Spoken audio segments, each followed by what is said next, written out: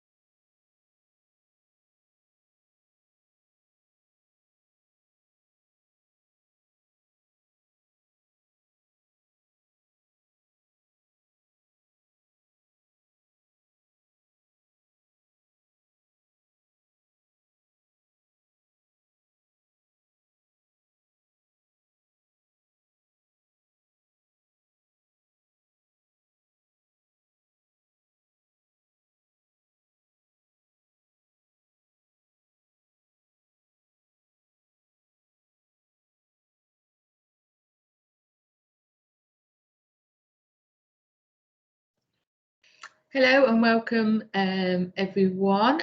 We're just waiting for Dr. Sampath to join us. I'll just give her a few minutes and then I'll give her a call, as one thing that you probably need to learn is that the IT is a little bit technical, a little bit unpredictable when working in the NHS. So if you can just be patient and bear with us, we will be with you shortly.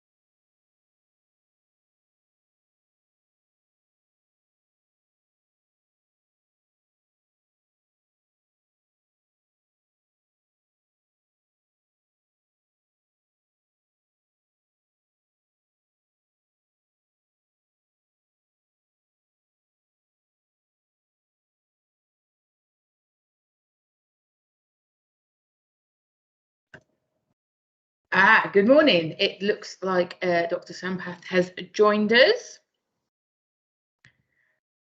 Sorry for that. Good morning. That's fine. I did explain that one thing that they probably need to learn is that working in the NHS is that, you know, sometimes there's IT difficulties or clinics overrun or anything like that. So no, that is fine.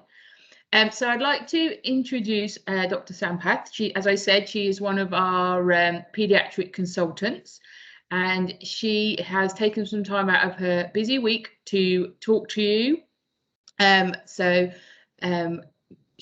She will talk to you, and then hopefully we might have some time for questions from the work experience. So some of you might not have microphones, so that's fine. So what I'll do is I will be sat here, I'll be behind the scenes, but I can keep an eye out on the chat as well.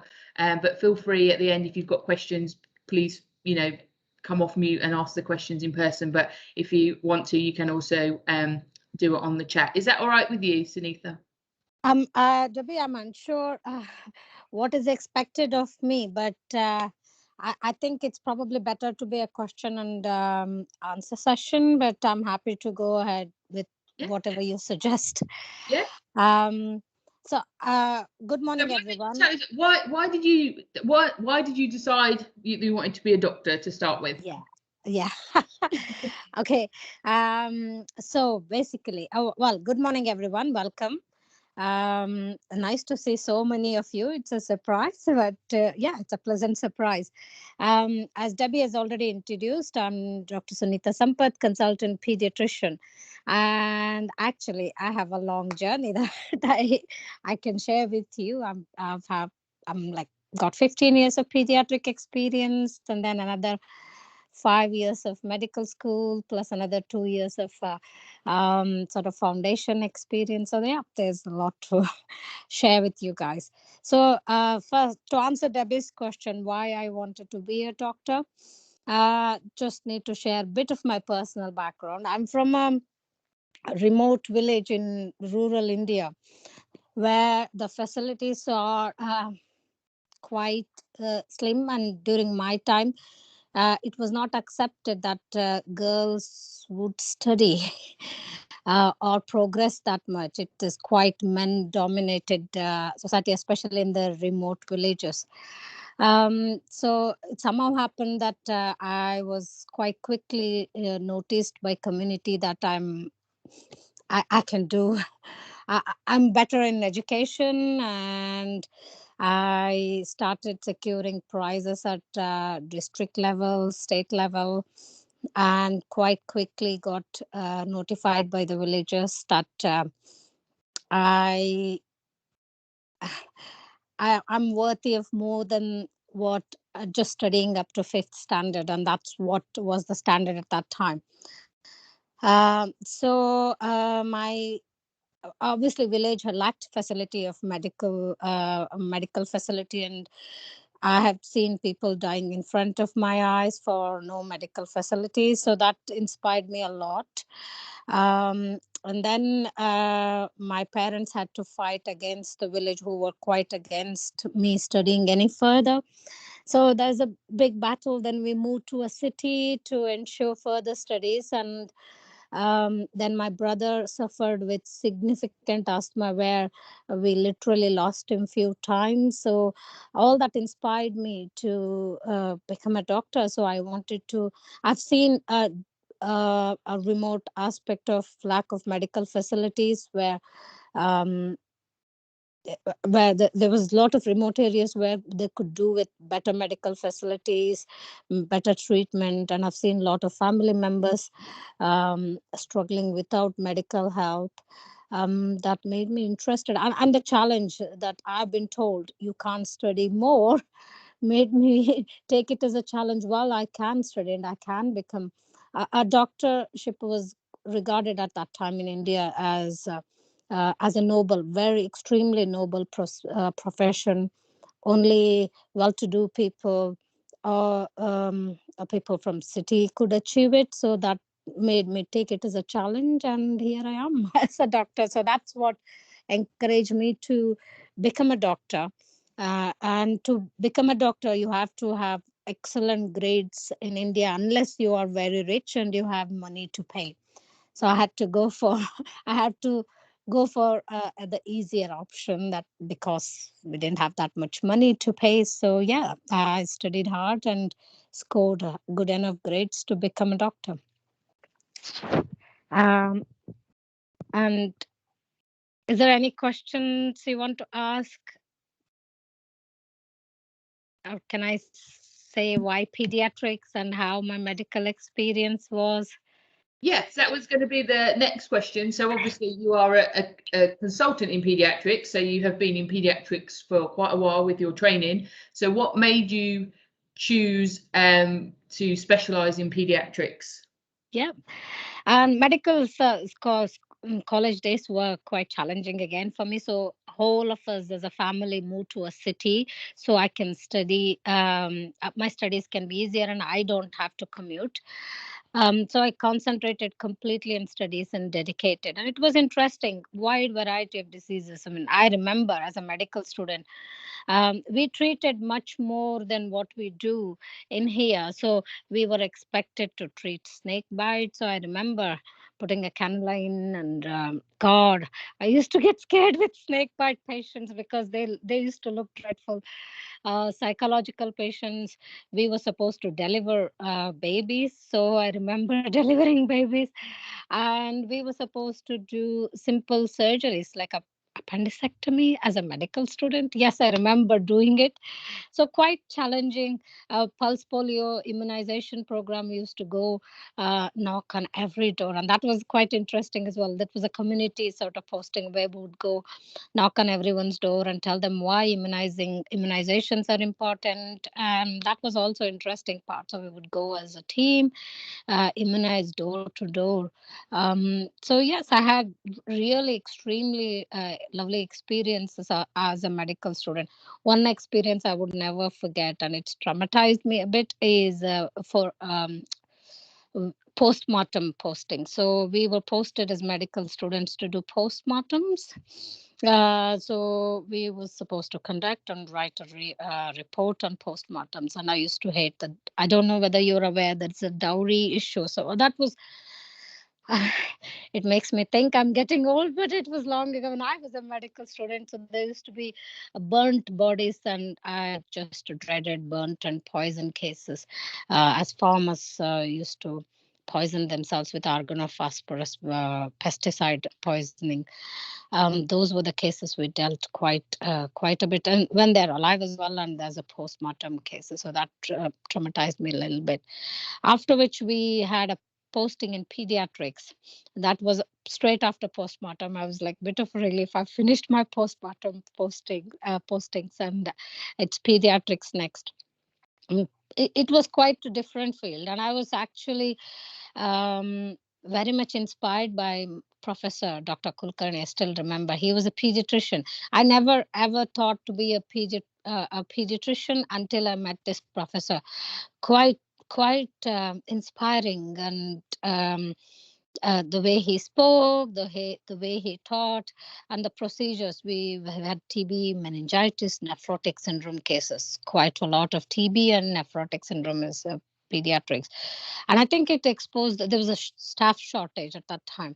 So as a medical student, we were expected to do a lot of procedures. I think it's hands-on procedure, treating patients, especially excellent professors around me who really inspired. That just made me think, well, this is what I want to do. So that's where my pediatric journey started. So I finished my pediatric postings, and then it's houseman job for a year. And I sort of had three choices by the end of my medical school. Either I wanted to be an obs and gynae consultant, a pediatrician, or a forensic medicine. I really enjoyed my forensic medicine postings. Then I heard about NHS. Inspired me quite a bit, especially me seeing that there is quite a bit of discrepancy of how medical treatment is provided in India. and difficulty to ration the treatment depending upon whether you have money or not. So I have seen that happen as well as a medical student and as a house officer. So you have to ration the treatment. You give cheaper medicine to poorer people, better medicine to rich people because they can give money. So that really used to put me off during my housemanship. So I prepared, I decided, okay, I'll go and explore NHS. It was not easy to come to UK. First of all, you have to prove evidence that you can speak good English. So that was a big block for me. So I started, it was difficult for me to understand UK accent. So I started watching BBC News, UK movies, UK documentaries, so I can start understanding the accent. Then I passed my English spoken. There was 4 categories: reading, spoken, etc. So I passed my exam. So that was like, okay, I can do it. Then the PLAB exams we had to take. So theory exam was okay. So I put in, I remember I was studying most of the time because I had determined I'm going to UK. So I studied for written exams. It was quite interesting. It's a different way of studying because it was all case based. In India, the study is different. You get the knowledge base, quite knowledge oriented, and UK exams were quite different. It was all case studies, and actually I found it very interesting to solve these case scenarios. So we did problem based learning. So that's when I was exposed to problem based learning. And then passed the theory exams, and then the big stumble block was coming to UK now. Quite exciting that I'm going to a different country. That's the first ever time I've taken a flight. So scary, long flight to a different country, and it was a wrong time to choose. I came here in December. Quite winter, quite slopey roads, and I remember falling off of the roads. But London was exciting. We gave, and again, we had this face-to-face exams, which was quite different because we've never been taught that way. But we prepared quite nicely. So we had face-to-face exams with actually acting up patients, actress, which was quite different as well. So passed it.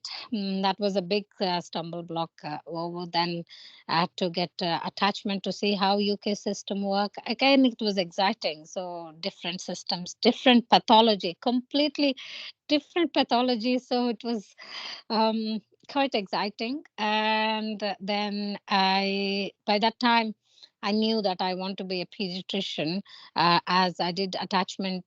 Well, the first attachment I got was in elderly medicine. Oh God, I knew that I don't want to do elderly medicine. Then I got a pediatric posting in Hull to begin with, and I was dead scared. I've never held a baby since my posting, but the posting was always supervised by one of the senior doctors, so it was different to manage the baby yourself, examine the baby. And the first posting was that I was called for a crash call, and it was a baby who died intrauterine death. So baby came out quite flat, quite shocking, the color, not breathing. So that was a scary experience, but it teaches you a lot. It makes you take that step and think, now what am I going to do, how I'm going to what is my next management, how I'm going to revive this baby until my senior help arrives. So yeah, and the first posting was neonatal, and I really enjoyed it. I was quite driven, procedure driven, intensity driven, so that really made me, this is what I want to do. Then yeah, and I progressed on. Then I think I like challenges. So when I took pediatrics in Sheffield, we don't have pediatric cardiology in Sheffield. That is provided in Leeds. Why I'm coming to that is I took pediatric cardiology as a subspecialty within pediatrics. So there was a question about, I was interested in neonatology because neonate really drives me. It's quite intense, quite procedure driven. That was when I was a SHO, so it really enthused me a lot, and I wanted to be a neonatologist. During that time, my mom had a heart attack, and I had to just be with her. So in pediatrics, it is changing now. From 2023, it will change quite differently. So now we have 8 years training. It will become 7 years training. After you've done 2 years of registrar, you have to have made up your mind and applied for grid to do subspecialty. That I missed that boat because my mom was poorly, and I lost her. So I was not in a position to think about grid or apply for grid, though I prepared my CV quite nicely towards that. So I gave up idea of applying to neonates and become a neonatologist. So when you miss that boat, that's it. You can't be a subspecialist. So I had to explore, okay, I can be a pediatrician with neonatal interest. That means you can't be in a tertiary center doing only neonatology. You'll have to be in a DGH, do general pediatrician with neonatal interest, because DGHs also have secondary level neonates where up to 28-week babies, any baby more than 28 weeks are managed. So I chose to do a neonatal interest. But then, as I mentioned, there's no cardiology in Sheffield, and everybody is so scared of pediatric cardiology, including consultants. I used to note anything to do with children's heart, they would really panic and say, no, no, no, call Leeds, call Leeds. And that made me think, oh, why is cardiology so tough? Why is everyone scared? And I want to explore it further. I started exploring by then. Um, and then I got pediatric cardiology post in Leeds for 1.5 years, and I really enjoyed it. And that's where I am. I completed my training, so I'm a pediatrician with cardiology interest. Successfully established the services. I'm sure you all heard about Bristol scandal, Liverpool scandal, etc. So the heart was a big area of topic when I just finished my training. So lots of DGHs started having pediatricians with cardiology interest, because then it became a national standard that every DGH should have a pediatrician with cardiology interest. So it was like, once I finished my training, I was like called in 3-4 places. Would you like to come and join us as a consultant?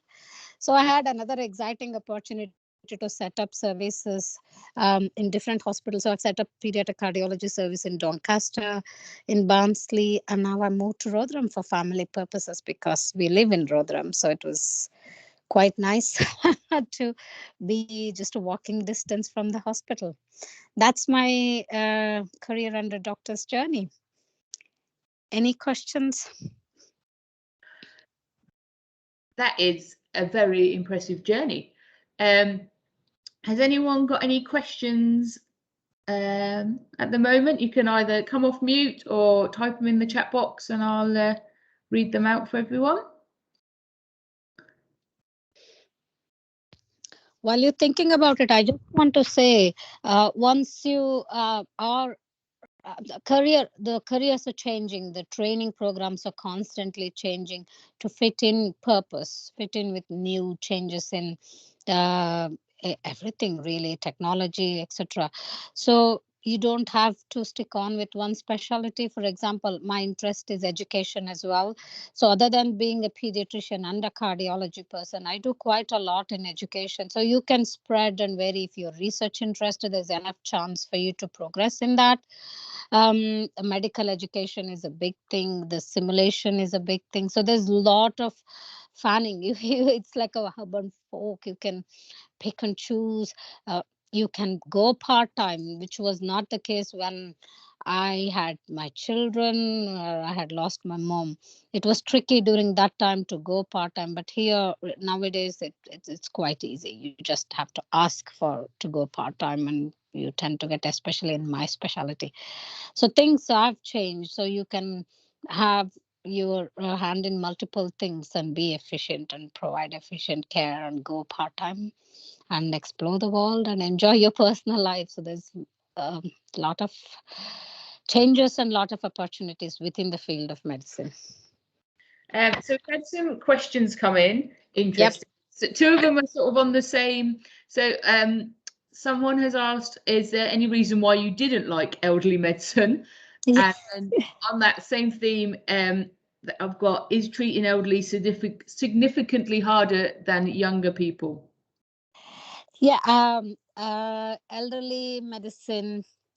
I liked I really enjoyed communicating with elderly people. It was really nice. I would sit with them, chat to them. I enjoyed that aspect of treatment. What I didn't like is they're very complex. Most of them, I'm finding it hard to say, but most of them died. You didn't have, there's no curative treatment. And as a doctor, I always wished I want to do something and I want to see them getting better. And other thing that put me off completely is, I mean, things probably have changed now. I've not done elderly medicine for 15, 16 years now. But I saw there was a political issues and about who writes the death certificate, because you had monetary reward for it. So I did see a lot of politics there, and that really put me off in a big way. I said, I'm not really, a person has died, and really, I don't want to be doing this. So yeah, the pediatrics in the other way, not that I'm advocating pediatrics, but pediatrics in that way, it's quite rewarding. You do something and you see, um, you see children getting better, and that's quite rewarding. And you don't have to do anything most of the times. They do still get better. And as a doctor, I think that's what you're trained to. You want to do this job because you want to see that you do something and that brings some sort of a reward. And that is more common in pediatrics than in elderly medicine. And yeah, that's why I changed. Though me, my husband both started with elderly medicine. My husband carried on with elderly medicine, but I moved to pediatrics. Oh, I like that. So you're the opposite ends of the scale, Yes. really. I like it. We both. So we've had another question from Jessica. Are there any books on fetal cardiology that you recommend? And then we've got another question about books. Are there any books you really enjoyed reading and helped you learn about medicine? So I don't know if there's any off the top of your head, but if not, if you have a think about, I can always email them out to everyone later. But yes. I mean, yeah, during my time, so that's the beauty. I think things have changed now. We used to go to library during my medical schools, and there's no phones, no online resources, so we had to go and look at aisles, etc. So yes, Harrison's, we used to read quite a bit of Harrison's, and different medical topics had different types of books. So there is a book for fetal cardiology if anybody is interested in cardiology, and I can send it to I can send the list of books to Debbie. But I'm sure medical schools do recommend you guys books, and there is a lot of online now. Yeah, there's a lot of online resources that you can look into. And I realize things have changed. So we, as a medical student, that's first year medical student, we used to dissect bodies. So I remember getting scared in the evening. I went there because I missed anatomy dissection. I think I missed a dissection of brain, and I really had to catch up on it. So I went in the evening with the technician used to be with us, and so I remember they used to store dead bodies in a container with formalin, filled with formalin. So I remember in the evening going with him, taking the dead body out and dissecting. And he left me because he had some other job. I remember sitting in this all with dead bodies around me, trying to dissect the brain. I think things have changed now, isn't it? Everything is online and you don't have to dissect the bodies anymore. So the books that I studied as a medical student might be different to what they recommend now. Thank you. A very good question actually has come in. What is your day-to-day work like in pediatrics? I don't know about other specialty. When I hear about other specialties, there is significant doctors shortage now because of COVID, etc. So things when it's all works hunky dory, it's pretty good. As actually I moved from part time in other hospital to be full time here, day to day work. So Mondays, there is a different thing. As a consultant, you do get time for reading up, and that's the beauty of being a consultant. So you get your private time to read up and keep yourself up to date. Think about, is there a treatment changed, which treatment is better, answer patient queries and stuff. So what we call it as an SPA, or supported professional activity, and that's the luxury. I don't think any other country gives it except UK. So you have dedicated time for that. So my Monday mornings start with that actually. So I have time to look through, read up on things.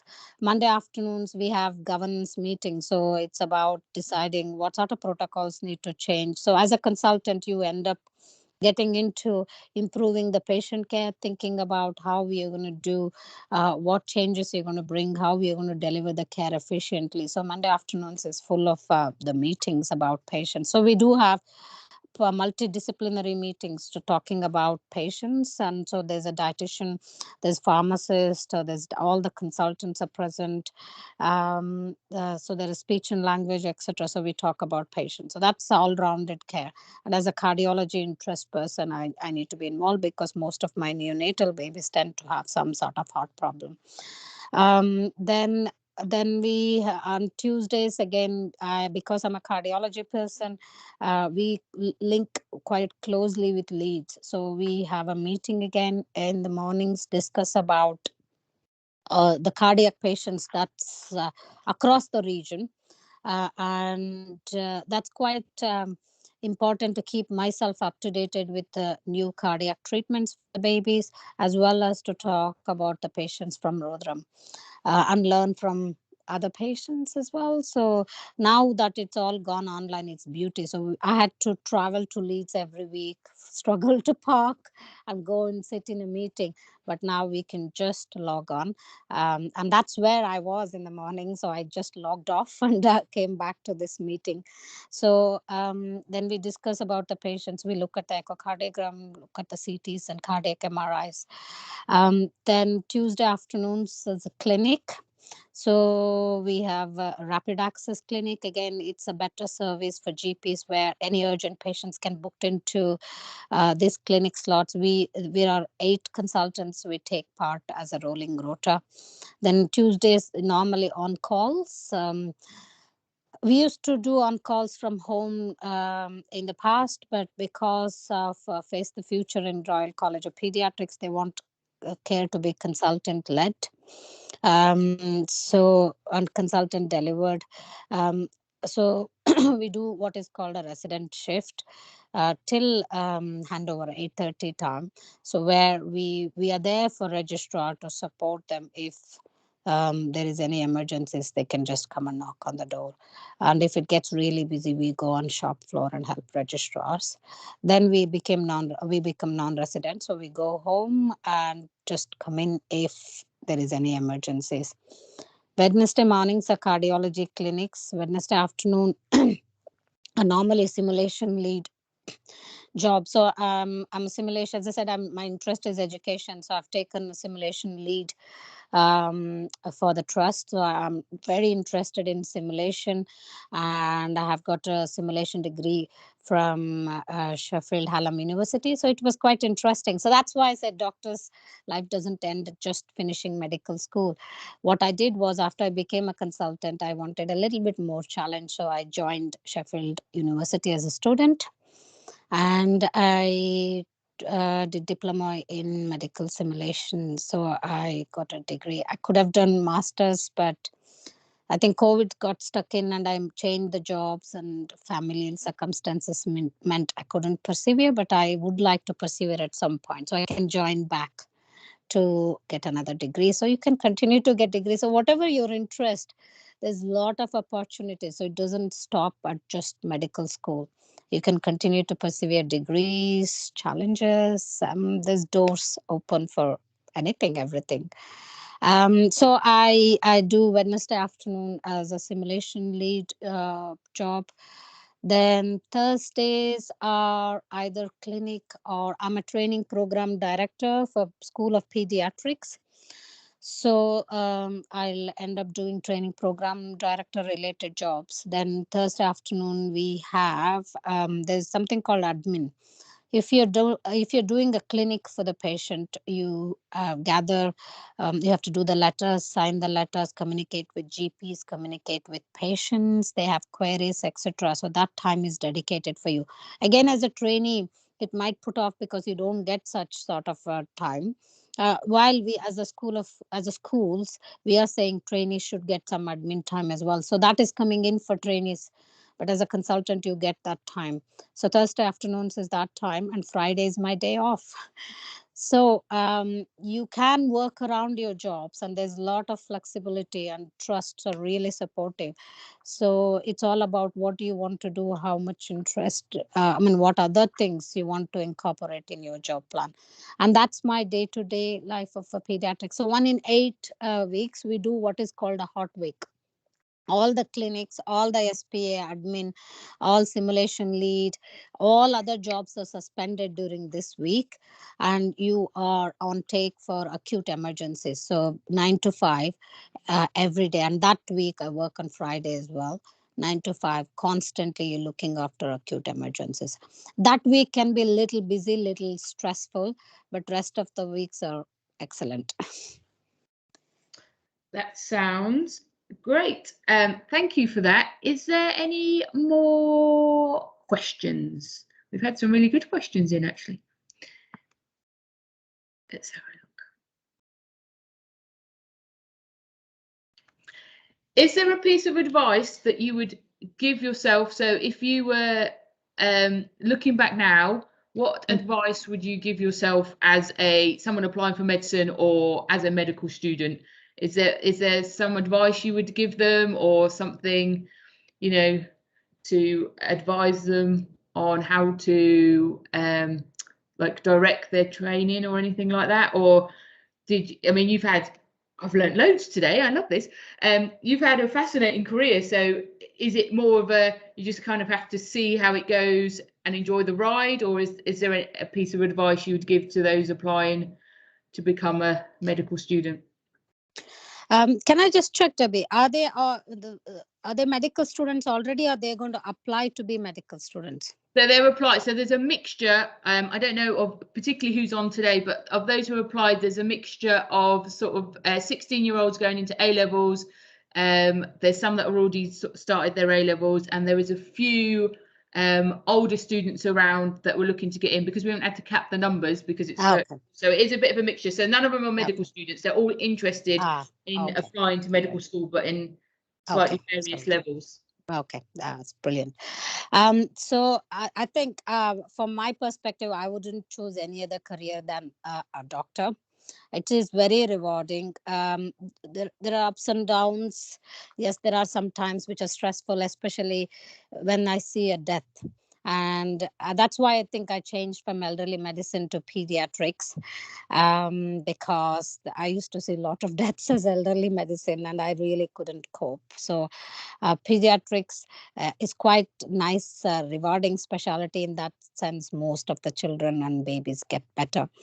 But when deaths do happen, when it happens, it upsets me a bit. But I know that's the part and parcel of my job, and so I wouldn't think back. I wouldn't change my career or specialty. I'm pretty happy as a doctor. Quite respected job, quite well paid, and I think there's some element of stress in every job, and I would happily accept that stress, and for the reward it gives me, the happiness it gives me, and the respect that I earn with it, and financial incentive is also not bad. So yes, I would strongly, I wouldn't swap my career for anything else. The piece of advice is, um, you don't have to rush like I did. That's something I would change.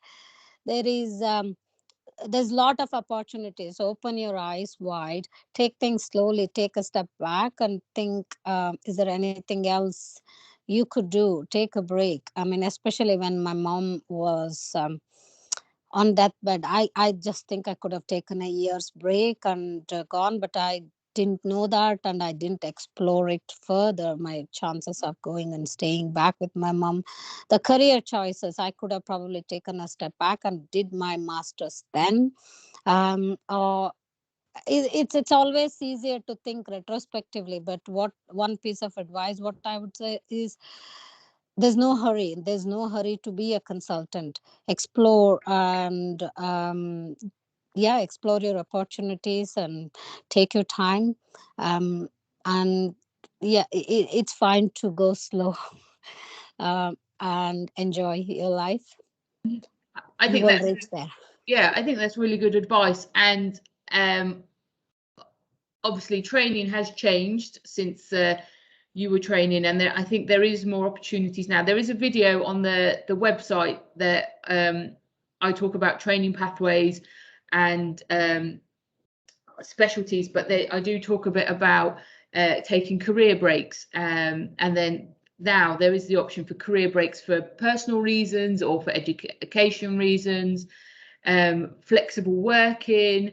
So if there is childcare issues, or caring for relative issues, or we don't have any here, but in my previous role we had professional sports people, so they worked part-time as a doctor while being a professional sports person. There is so many options now, and you can kind of almost step off for a bit and do something else. We had a trainee once who did exhibition medicine, so they went to, I want to say, the North Pole, and she was the doctor, but they hiked all the way to the North Pole and stuff like that. We've had them go out and do military stuff in the reserves. So there is a lot of other options. You don't just come straight in med school, training, consultant. You can, tailor it to what you want and to your life choices, if that makes sense. I know most of you are quite young, so a lot of that you probably not even thought about. You just decided, well, I want to be a doctor and this is how I do it. But it's a long training program, and then you're a doctor for a long time, so you do need to build in these other factors into your life. I mean, I didn't realize you're as young, but what I would say is, you can still enjoy your life. Go, as Debbie suggested, there's a lot of career options, but you're working and you're still a student. But financial incentive is more than enough to take you through. What I meant is, even though you're working, you are a student. You still get enough money to pay your bills and expenses.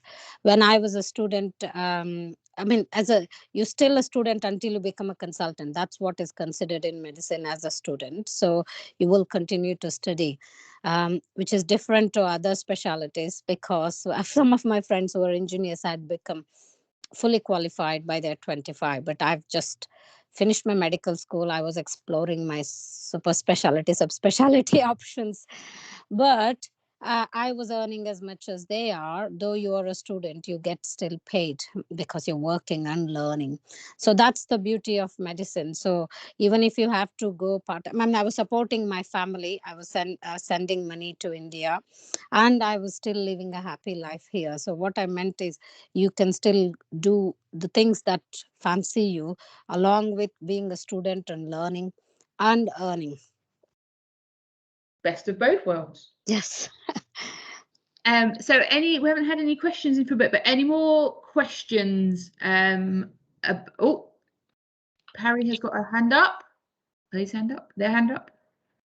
How did your day-to-day life change compared from being finishing your foundation training and then being a consultant?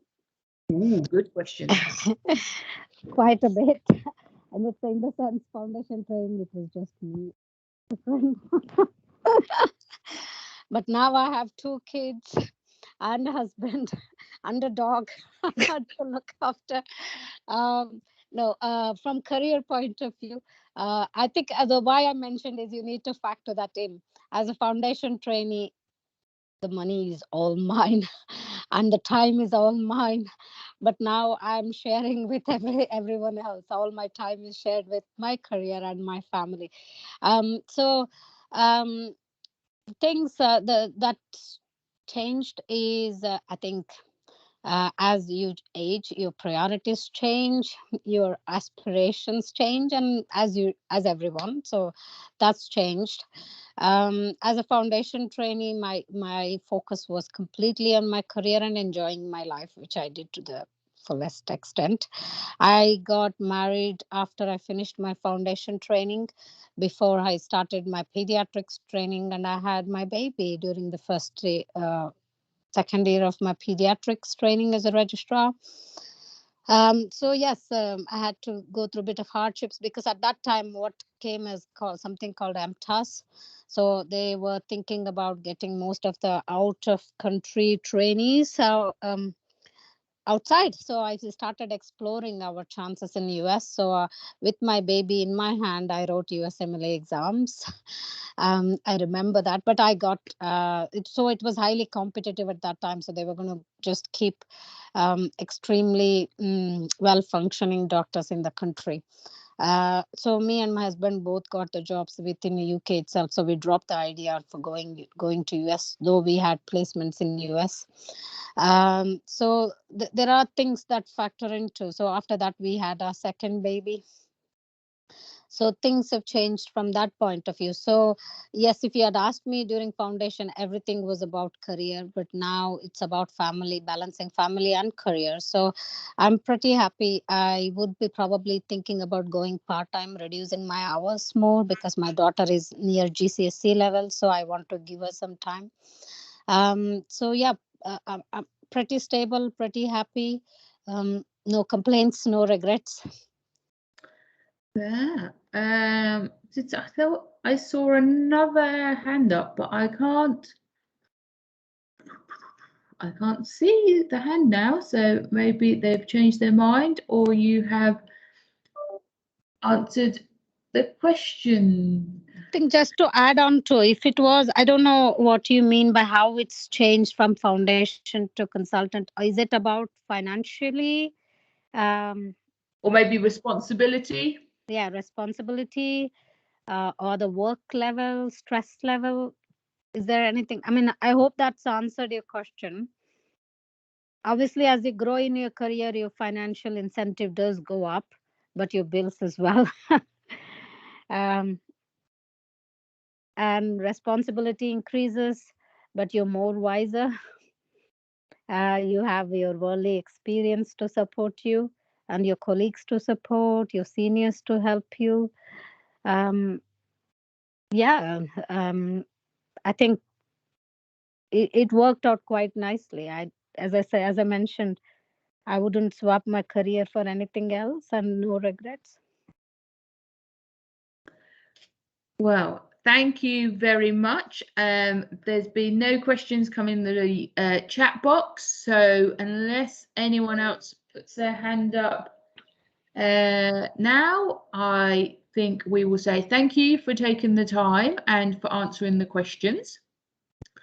And I hope everyone enjoyed it. This was our first one of the month, so I know Paediatrics is always a popular choice for people. So thank you very much, Sunitha, and I hope you have a good day, and hopefully we'll see some more of you later. I think we've got ENT in a few hours, so I will be back on then. Thank you, Debbie, for having me, and good luck with your career ventures, all of you. Lovely talking to you all. Thank you. See you all later. Bye bye.